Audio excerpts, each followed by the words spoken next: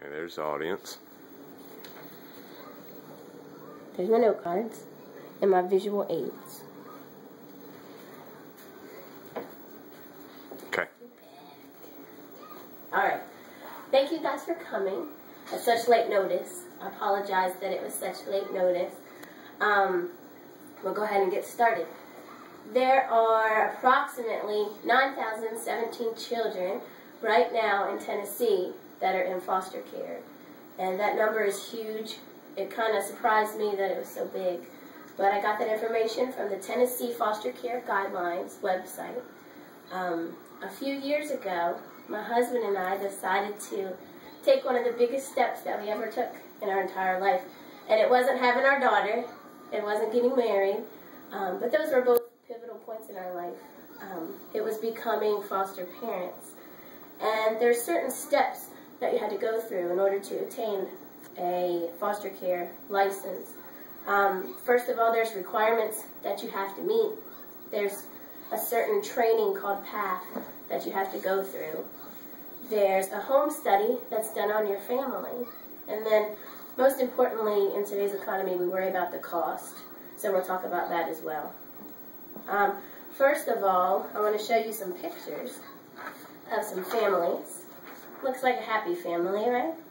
They might be married. They've got 2 kids. And then we got this family over here. It's just a dad, single parent, and his daughter. So, if you kind of just look at them, they're both very different families, but both of them can foster. So we'll kind of go over some of the requirements, some of the basic requirements to becoming a foster parent. First of all, you can be single, you can be married, it doesn't matter. A lot of people think if you're a single parent you can't foster, but you can. It doesn't matter if you're a single dad, it doesn't matter if you're a single mom, it doesn't matter if you're a married same-sex couple, you can foster. You can have kids, but you don't have to. That's not a requirement. You have to be in good health. You can't have a terminal illness.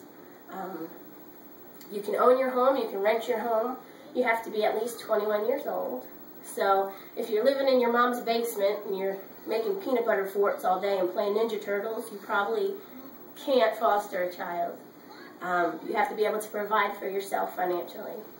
You also have to be a legal resident of the state that you're applying in. So you can't live in Florida and try to do it in Tennessee. After you've completed the basic requirements, you have to do a PATH training, P-A-T-H. It stands for Parents as Tender Healers. Now, all it is a 30-hour educational training to help the parents, the potential foster care parents, to learn ways to communicate with the children that they might come in contact with. It's to help the parents find strengths that they have and how to deal with these kids because they're coming from really terrible, horrendous backgrounds. And sometimes it's kind of difficult to deal with them. So it's to help teach them. So once you've completed that 30-hour training, sometimes it's over a 6-week period. Then you have to complete a home study. That's where a caseworker comes into your home and just kind of gets to know your family, and they try to see what kind of child's going to fit into your home. When my husband and I did this, we heard home study, and I'm freaking out, like, oh my gosh, they're going to check my house. I did more cleaning in 20 minutes than I did in 2 years. We went to the store, we got locks for the cabinets, we got the plug-ins for the outlets, we put knives so high up that I couldn't even reach them. And, I mean, we were ready. When they first got there, he said, man, that's a bad driveway. I was like, oh, darn it. They're not going to pick us. Our driveway's terrible. But that's not what they were looking for. And I wish I would have known that before I actually cleaned the house and changed everything around. After you complete the home study, most people get worried about the cost in today's economy. But foster parenting is free.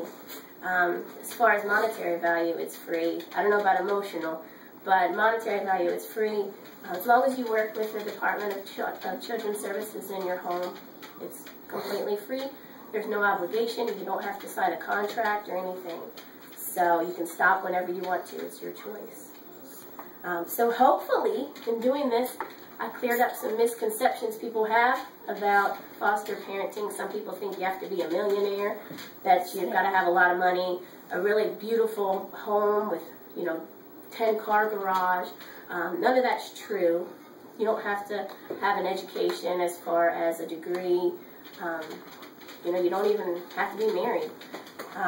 It's not nearly as invasive as a colonoscopy or a mammogram or a pap smear.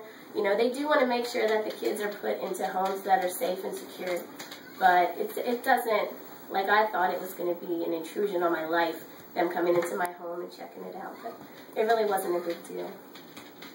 I think foster parenting is a necessity to the world. If the kids aren't taken care of, then the future's not looking very bright. So thank you for coming. That's it.